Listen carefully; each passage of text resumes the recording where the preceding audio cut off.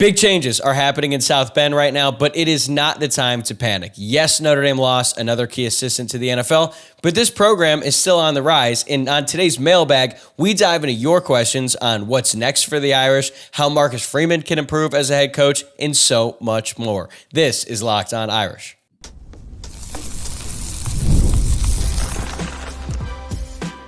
You are Locked On Irish, your daily podcast on the Notre Dame Fighting Irish.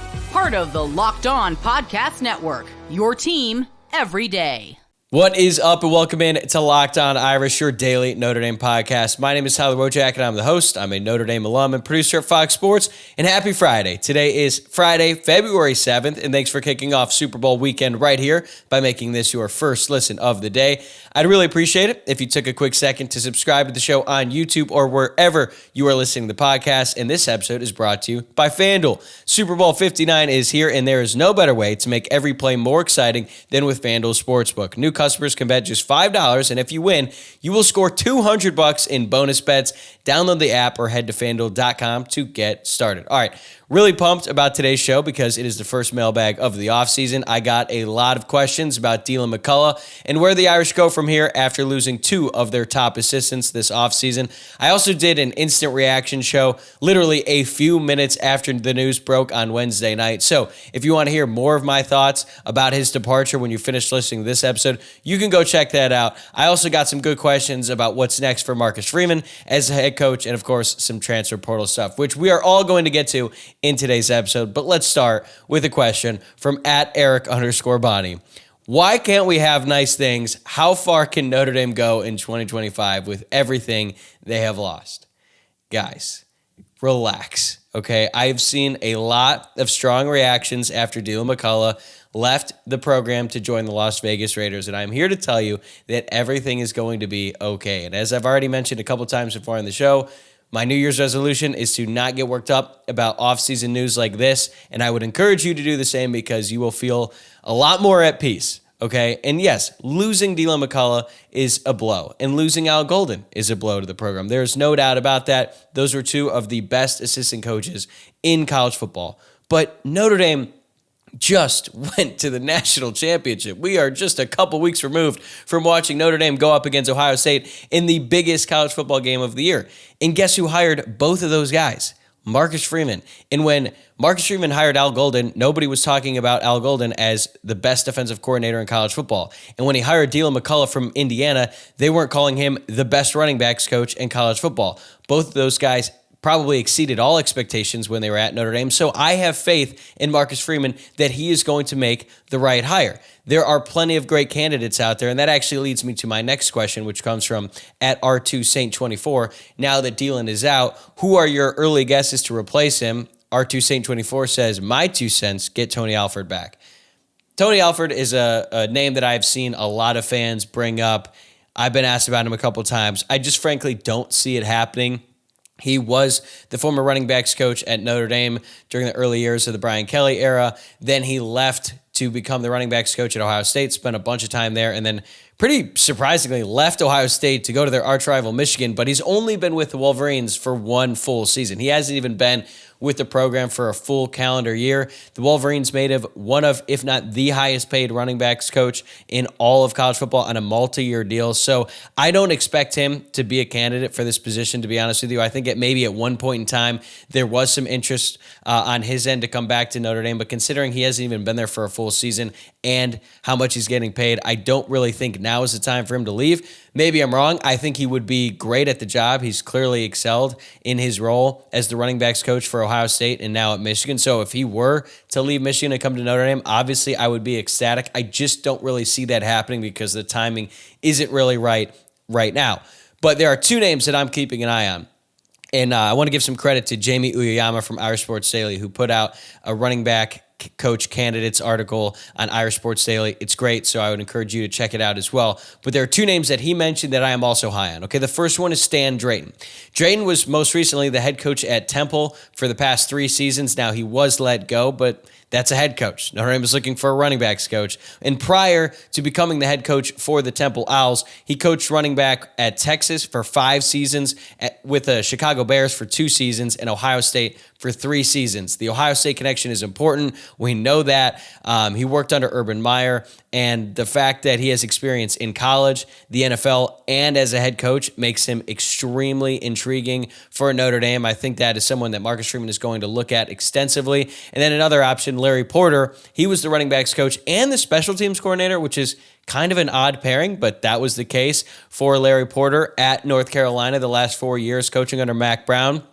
He is a 28-year coaching veteran and 2-time National Recruiter of the Year. He's a 3-time Broyles Award nominee, and he doesn't have a job right now because he did not stay on at North Carolina once Bill Belichick came in. Still just saying that out loud, Bill Belichick, the coach of North Carolina, is still going to take some time to get used to. But I think that it could be perfect timing for Larry Porter. Like I said, he doesn't have a job right now, so I'm sure he's looking to get one quickly. And if he's ready to jump right back in, I think he'd be a great candidate to be Notre Dame's next running backs coach. I think if you go with Stan Drayton or Larry Porter, both of these guys have similar resumes in the sense that they've been around for a long time. They've coached running backs for decades. They both bring a ton of experience from big-time programs at different stages over their careers. So I think I would be happy with either one of these guys. And if Notre Dame is able to land one of them, or maybe Tony Alford surprises us all and leaves Michigan to come to Notre Dame, I think Notre Dame is in a great position with any number of these guys because they have so many great running backs in the room, and the future is bright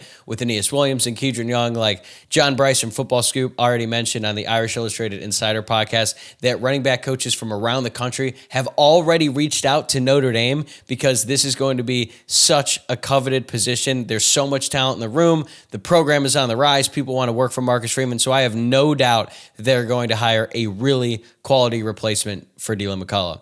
Next one, Connor Cross, 17. Is there any indication that Jadarian Price or any of the running backs may leave in the spring to be a starter elsewhere? And then I got another question from DVirus44. Do you think we see Jabron Payne back next year? Once Dylan left, a lot of questions came in about, what are the running backs in the room going to do? Are they going to look elsewhere because they loved playing for Dylan? So I have not heard of anyone leaving, anything substantial, anything that I would really take to heart here. But I would expect that one of them is going to leave after the spring, regardless if Dylan was here or not, because that room is so crowded. DVirus44 mentioned Jabron Payne. A lot of people forgot about him because he missed the entire season this past year due to a torn ACL that he suffered in last year's spring game. But he was running back number 3 a couple years ago. I think he's probably the most likely to leave because I don't really know where he fits in now with Aeneas Williams emerging. He's going into his second season. I think Kedron Young has a ton of talent as a young player. So if he's 5th string, yeah, he's probably going to look elsewhere. And the reason Jabron Payne came to Notre Dame is because of Dylan McCullough. Once McCullough became the running backs coach for Notre Dame, he immediately prioritized Payne, got him to decommit from Indiana, come over to Notre Dame. So I just don't think there's room for him in that running back room. But hey, if Kedron Young decides to leave because he doesn't want to be 4th string, then maybe there's an opportunity for Jabron Payne to stay. But I think Notre Dame is in good shape right now with Price and Love, the 2 most important guys in that room right now, because one, they both got hefty NIL deals. And no matter what running back coach comes in, they're going to play 2 running backs at minimum, right? I think Marcus Freeman has really emphasized the need to rotate the running backs to keep them fresh and healthy all season long and also preserve their careers so that when they go to the NFL, they don't have as many carries under their belt and they become a more viable option at that level, because just the way it works is the more carries you get, the less time you have in your career, because it is just such a physically taxing position, unless, of course, you're Derrick Henry and you're superhuman and you can carry the ball 30 times a game and never, ever get worn down after like a decade plus in the NFL. So I feel pretty good about the Notre Dame running back room. I'm not really worried about any of these guys leaving. I do expect one to leave, either Payne or maybe one of those other young guys, just because there are so many young players in that room that have really bright futures at Notre Dame. All right, last one here in this first segment, Cindy Mikulochik. Now that Dylan McCullough and Al Golden left for the NFL, how many more coaches do you think will leave for greener pastures? I'm going to say 1, because if I say 0, then someone is certainly going to leave. That's actually what happened to Tim Priester. He said that Notre Dame was set with their coaches. They were all going to come back, and then like literally the next day, Dylan McCullough is out the door. So I'm going to say 1 to try to save some good grace here for Notre Dame. And look, a lot of times when these moves happen, nobody really sees them coming. Like, there wasn't really a whole lot of conversation about Dylan McCullough being a candidate to join the Las Vegas Raiders, and then boom, Matt Freeman from Irish Sports Daily breaks the news, and he's out the door. Nobody expected wide receiver coach Mike Brown to be getting NFL interest, but that's exactly what happened. Matt Freeman also reported that Mike Brown turned down the job to be the tight ends coach with the Cleveland Browns. Nobody heard about that. They just found out that he was getting some interest from them and also other NFL and college teams as well. I need to see Mike Mickens come out and publicly state that he is staying for me to believe it. I'm going to be skeptical about him staying until then. That's just me not reporting anything, but considering he wanted to be the defensive coordinator and then Notre Dame went out and hired one, even though they're going to be co-DCs, I'm just really interested to hear what Mike Mickens has to say about his future at Notre Dame. But again, as I've said over and over on the show, this sort of coaching turnover happens all the time in college football. Last year, Notre Dame only lost one assistant, safeties coach Chris O'Leary, but they almost lost Al Washington to Boston College.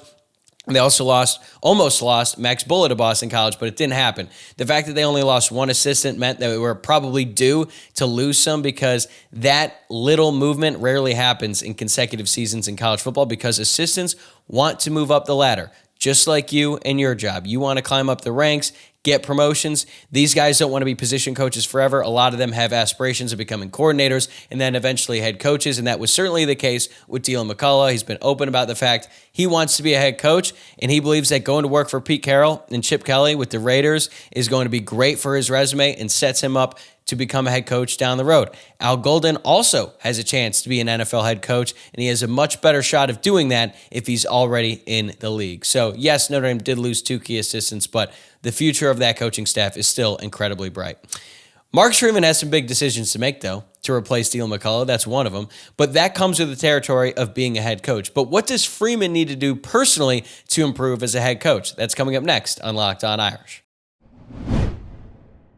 Today's episode is brought to you by Prizepicks. The big game is almost here, and there is no better way to make it even more exciting than with Prizepicks, the best place for daily fantasy sports. With over 10 million members and billions in winnings awarded, Prizepicks makes it fun and simple to get in on the action. Here's how it works. You pick more or less on at least two players' projections, and if you're right, you could win up to 1,000 times your cash. Prizepicks even has a free pick for the big game where Patrick Mahomes only needs to throw 1 yard to win. Pair that with one more correct pick, and you're cashing out. This week, I'm looking at the board and selecting more for Travis Kelce on receiving yards and more for Patrick Mahomes' passing yards. What I love most, fast, safe withdrawals. When I win, my cash is in my account in as little as 15 minutes. Check out the promos tab to tail any of the super sweet Millie Winners big game lineups. If you tail a lineup that goes 3 for 3, you can win a split of $1 million in promo funds. Download the app today and use code LOCKEDONCollege to get $50 instantly after you play your first $5 lineup. That's code LOCKEDONCollege for $50 instantly after you play your first $5 lineup. Prizepicks, run your game. All right, our next question comes from Drew Brennan, 77. We saw so much improvement from Marcus Freeman as head coach in 2024. What is one area you would like to see him improve upon in 2025? This one is pretty obvious. He cannot afford to have another letdown game like he had this past season against Northern Illinois and like he had in his first season against Marshall and Stanford. I would also say that the game against Louisville in his second season as a head coach, even though Louisville was a much better opponent than the ones I just mentioned, that team came out flat and they were just not ready to go for what was a primetime big game for that team. So it seems like every year under Marcus Freeman, the team just has at least one dud against a team that they are better than, and that cannot happen going forward. And yeah, it's great that he was able to get the team off the mat after that loss to Northern Illinois when everyone in the world was basically counting them out, myself included, at least as it relates to their chances of making the college football playoff after that loss. But that shouldn't have to happen, right? You should be able to motivate your team to win out and win all your games without having to lose to Northern Illinois and be a laughingstock in college football. It is very impressive that he was able to get them back, and they ended up rattling off, a 13-game winning streak. They go to the national championship. They were dominating teams, and they used that loss to Northern Illinois as motivation for the rest of the year. That's great that he was able to do that, but that cannot happen going forward. And he's shown that he can get his team ready to play in big games. There is absolutely no doubting that. That was on full display in the college football playoff. They were ready to go against Indiana, against Penn State and Georgia and Ohio State as well, even though the Ohio State game didn't really pan out. They are always ready to go for these big games, but it's those games when they are much better than the opponent and they just don't really have it at the beginning. You could honestly say the same about the Miami-Ohio game earlier this season as well. They just were flat. Now, part of that is obviously on Riley Leonard. He couldn't convert on like a 3-yard out route. But I just think that those are the types of things that he needs to improve upon as a head coach. I thought he improved immensely with his in-game management this season. That was actually my biggest concern about Marcus Freeman as a head coach going into this past year, because I felt like during his first 2 seasons, there were some times you're like, why is he using a timeout here? Why is he making this decision? Well, this past year, it seems like he has figured out so much and he continues to learn on the job. I mean, you look at that Georgia game, he completely outsmarted Kirby Smart multiple times in that game, but most notably when they ran that fake punt type deal where they got them to jump off sides. Like, that was a masterclass in in-game strategy. So I think Marcus Freeman is so dedicated to learning and improving every single year that I'm sure he's going to look at next season and think, okay, as great as it was that they were able to use that loss to Northern Illinois as motivation, he understands that those losses should never happen, ever, under any circumstance at Notre Dame.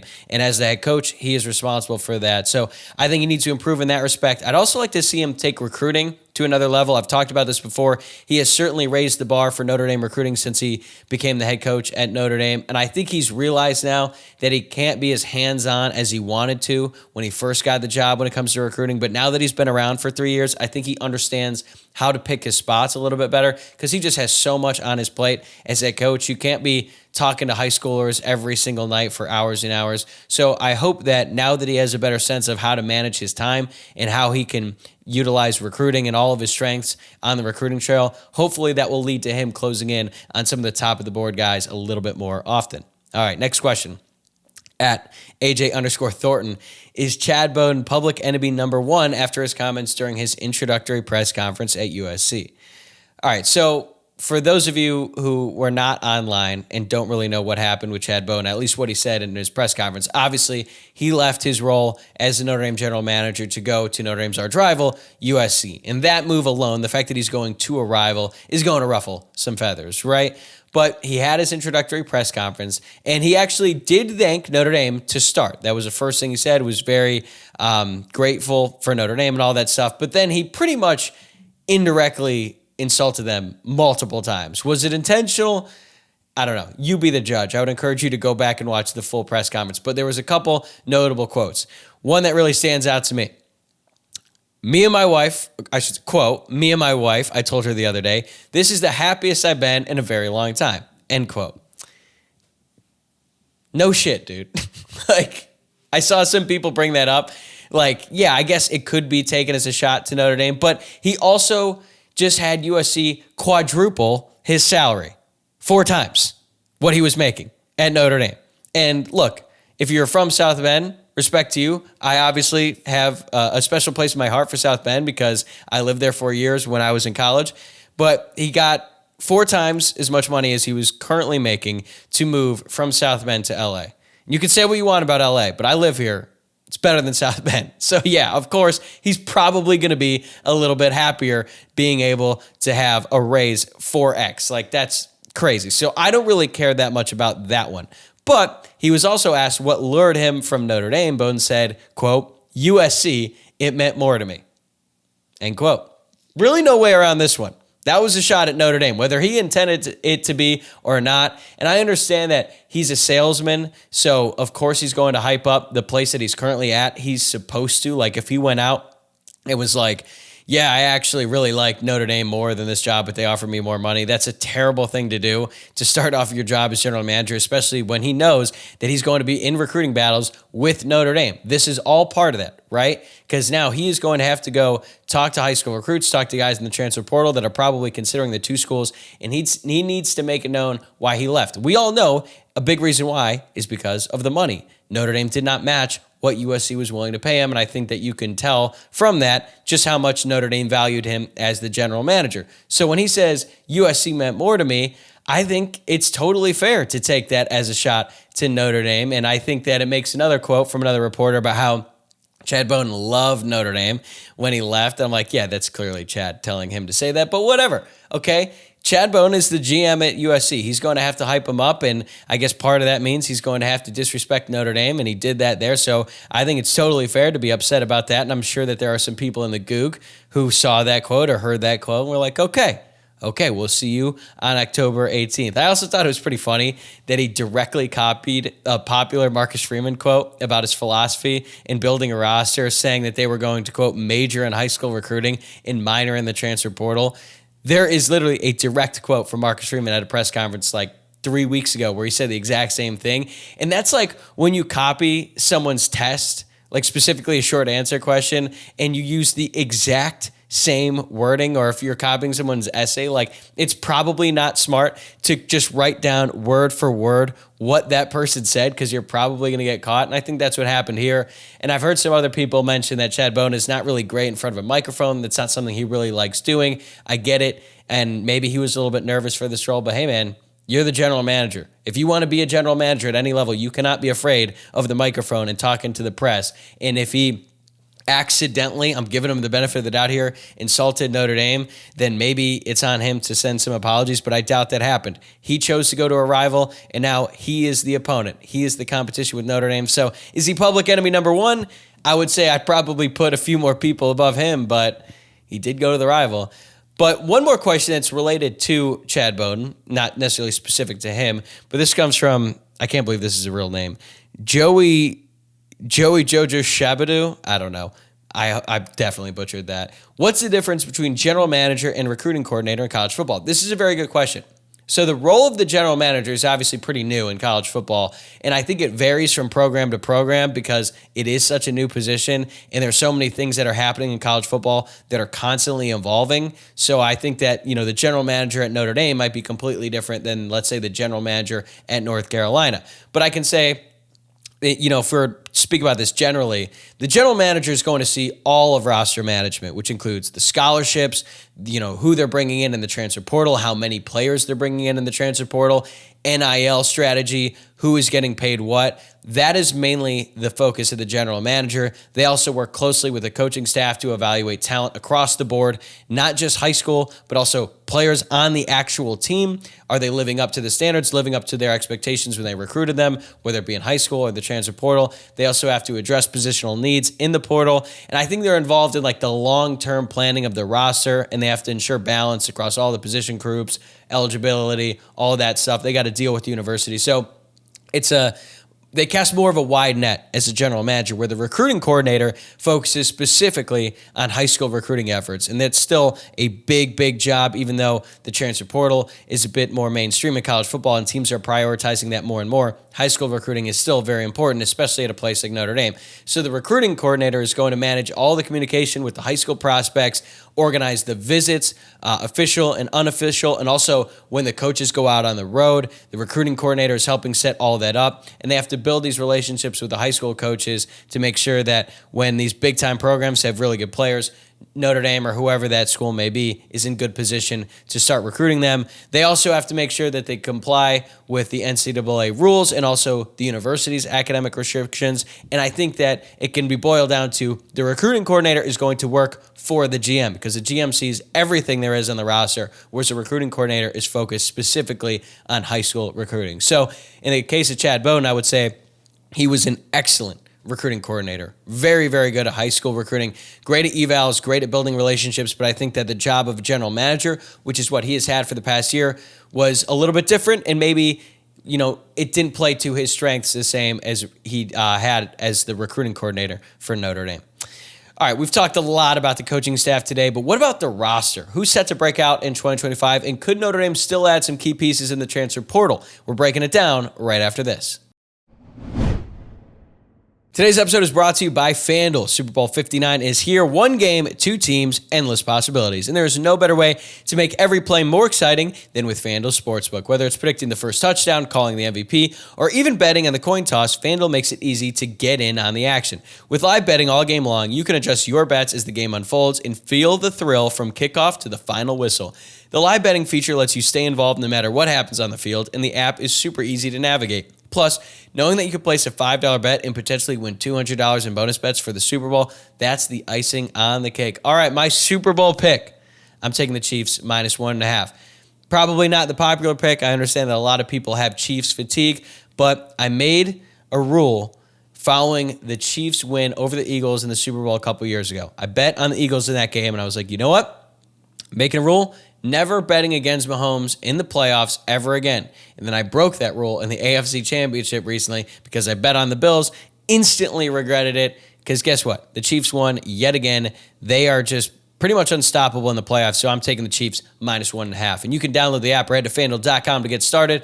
Bet just $5, and if you win, you will score $200 in bonus bets. That's FanDuel.com. Bet with FanDuel, official partner of Super Bowl 59.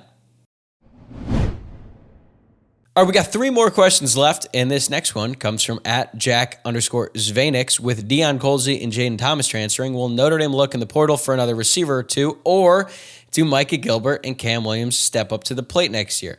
I think Notre Dame is set at wide receiver in the transfer portal, at least right now. They have a bunch of young guys in this room that are ready to emerge. I mean, Jack here mentioned Micah Gilbert and Cam Williams. I'll talk about that more in a second, but they are in a good spot in this wide receiver room. So I think the projected starters are going to be Malachi Fields, the transfer from Virginia. He's going to be the starting boundary. And then Jaden Greathouse and Jordan Faison are going to round out those first 3 guys out on the field. And then behind those 3, you've got Will Pauling, the transfer from Wisconsin, who has been highly productive in his career, veteran. I believe he has over 1,200 career snaps, so he's definitely going to be on the field quite a bit. And then they've got KK Smith, a young player who has been around the program for 2 years, has dealt with multiple shoulder injuries, but I know the staff is pretty high on him and his speed, so maybe next year he'll be ready to take that next step and become a factor. And then they've got the young guys, Micah Gilbert, Cam Williams, and Logan Saldate. Everything I hear about Micah Gilbert and Logan Saldate is great. Frankly, I have not heard that much about Cam Williams, and I think it's safe to be at least a little concerned about his long-term future at Notre Dame, because if you're a wide receiver and you're a great athlete, and you're going to make a name for yourself in college, like, it usually doesn't take a ton of time, right? It's not like offensive line where it usually takes a few years to really, get your body in a position to be a really good college offensive lineman. Like, we just witnessed Ryan Williams, a 17-year-old at Alabama, become one of the best wide receivers in college football. He is an elite athlete, has insane traits, but is also a smart football player. So if Cam Williams does not really take a step forward in his second season with the program, I just don't really see it happening for him. He could end up being a solid player, but in terms of like the really high expectations that we had for Cam Williams as a recruit, this is a very important spring to kind of figure out whether or not that's going to be achievable. But even if Cam Williams isn't, a great player, I'm not saying that he won't be. Micah Gilbert and Logan Saldate are 2 young guys who could definitely emerge. And then you got the freshmen, Elijah Burris, Scrap Richardson, Jerome Bettis Jr. So you look at that roster right now, Fields, Greathouse, Faison, Will Pauling, KK Smith, and then Gilbert, Williams, Saldate. Like, that's 8 guys. So I don't think they need to go out and get more guys in the portal. I would say I'm most confident in Micah Gilbert making a move. And I also think that KK Smith, if he can stay healthy, he could emerge as another solid option for that wide receiver room. But this is the most confident I felt about the wide receivers in some time. And I know that I could get burned for saying that, but I'm feeling pretty good about it right now as we sit here in early February. All right, next question, @Jco1568. Who is a dark horse you see emerging in the offense and in defense this season? I've already talked about him a little bit. Micah Gilbert, he stands out for me on offense. I think he's ready to make a big leap. Honestly, if Micah Gilbert was on the 2023 team, I think he would have played as much as Rico Flores and Jaden Greathouse did when they were true freshmen. But fortunately, Notre Dame had a much better receiver room this past year and had a lot more veterans. They went out and got Bo Collins, Chris Mitchell, Jaden Greathouse had had another year under his belt, Jordan Faison, even Jane Harrison too, a senior. So they had a lot more older guys in that room, which did not really lend itself to playing time for Micah Gilbert. But I think he is a really talented prospect. And now that he has a full year under his belt, like, he had 2 touchdowns in the spring game last year. And even though it's a spring game, like, he looked really good. Now, he did drop a touchdown pass from Steve Angeli when he came in during garbage time. I can't remember which game it was. Maybe it was Stanford. Either way, Steve Angeli made an absolutely perfect throw to Micah Gilbert in the end zone, and he dropped it. But look, he's a true freshman. He's a redshirt freshman now. He's going to learn. I think he's ready to take a big leap next year. And then on defense, this is interesting. I'm going to actually go with Josh Burnham. And Josh Burnham was a good player for Notre Dame. Like, he was in the rotation all year, was a good player on the defensive line, but he was battling injuries all season long. I think if he can stay healthy, he can go from being a good player to a really good player because he flashed at different moments. And I think coming out of camp, Al Washington was raving about Josh Burnham and what he could achieve on this team. But then he really hurt his ankle. I think it was like week 2. It was actually at the end of the Northern Illinois game, and he was playing great in that game. He was like one of the only players who had a really good game against Northern Illinois. He was playing really well. Then he got hurt. Then he had to play the rest of the season battling through an injury, and I don't think he was anywhere close to his full potential there. So I'm really high on what Josh Burnham can do next year. Obviously, he's going to be splitting reps with Bryce Young, who he's not a dark horse. Everyone is expecting him to really break out next season. He's a freak, he's a specimen and all that stuff. But I think people are going to forget about Josh Burnham, and I think that's kind of what makes him a good dark horse candidate to emerge next season. All right, last question here. This one comes from @Nathan_Coleman45. What former Notre Dame player would you want to come back and join the Irish coaching staff? Notre Dame had a quarterback during the early days of Brian Kelly. What was his name? Number 13. Didn't have a lot of talent, but really knew football. Son of a coach. What was his name? It was Tommy Rees. I'm kidding. I'm just saying that to rile up some feathers because I know a lot of Notre Dame fans have some really strong opinions about Tommy Rees as a coach, but I think he was really good. And I was disappointed when he left, but I know that me saying that is going to turn off a lot of people. So I'm going to move on from Tommy Rees. I'm going to say, I saw that the New York Giants just hired Jeff Burris to be their assistant secondary/cornerbacks coach. I didn't even know that he was coaching. He's a former All-American at Notre Dame during the Lou Holtz days. Maybe he could join Notre Dame in the future. I looked him up after seeing that news. He spent some time at Louisiana Tech and Louisiana. Well, they're not called Louisiana Lafayette anymore. I think they're just called the University of Louisiana. But his background is pretty interesting, and I think now that he's in the NFL, makes him a little bit more intriguing. So that could be an option down the road. Always great to bring back a legend, although it didn't really work with Todd Light and Autry Denson. But I would say Chris Watt. Okay, I think he is going to be the offensive line coach at Notre Dame one day. He's a Harry Hiestand disciple. He's been on the staff before as a GA. He's an assistant with the Indianapolis Colts right now. I have no idea if he wants to get back into college. I really like what Joe Rudolph has done for Notre Dame these past couple of seasons. I think he's vastly underrated because this Notre Dame offensive line was by far the biggest question mark going into the season, and they were, they had times, right, where it wasn't great, but I think overall they exceeded everyone's expectations this past season. Then when you consider all the injuries that they were dealing with, it becomes even more impressive. So hopefully they can hold on to Joe Rudolph for as long as possible. But I think Chris Watt eventually would be a great candidate to become the Notre Dame offensive line coach. And then I guess this is just, I don't even know if this is realistic, but I would just say that I would love to have Ian Book involved in the program again. Loved him as a player, quarterback, really smart player. He's on the practice squad with the Eagles. I don't even know if he would want to go into coaching, but I just loved watching Ian Book, and I think he's a great dude, and I'd love for him to get back with the program someday. Whenever that day comes, hopefully he gets another shot in the NFL. And good luck to him and the Eagles in the Super Bowl. That is actually going to do it for this episode, and that's another week of Locked On Irish in the books. Thanks for making this your first listen of the day and for tuning in all week long. Enjoy the Super Bowl on Sunday, and make sure you savor this last bit of football that we are going to have until August, because as fun as the Super Bowl is, I always get depressed the next day because I realize that we don't get to watch football for several months, but it's going to be an awesome game. I can't wait to watch it. But before you go, please subscribe on YouTube or wherever you're listening to the podcast. And if you've been watching along, make sure to like the video below, or if you're listening to the podcast, please rate the show 5 stars and leave a review on your preferred platform. Have a great weekend, everybody. I will see you next week after the Super Bowl.